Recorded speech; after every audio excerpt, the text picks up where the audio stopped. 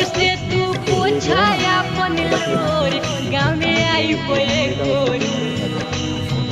ओढ़नी के गोर से तू पोछाया अपन लोर गाँव में आई पे गोरी अमनवा कर जनी तोर ओही जो आई पे गोरी अमनवा कर जनी तोर ओही जो आई पे गोरी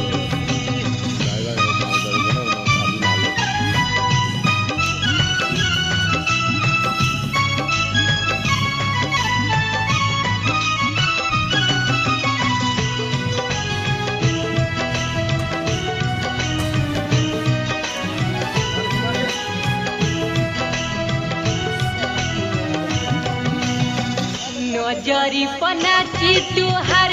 गोरे गोरे कलिया बड़ा याद आई तुहार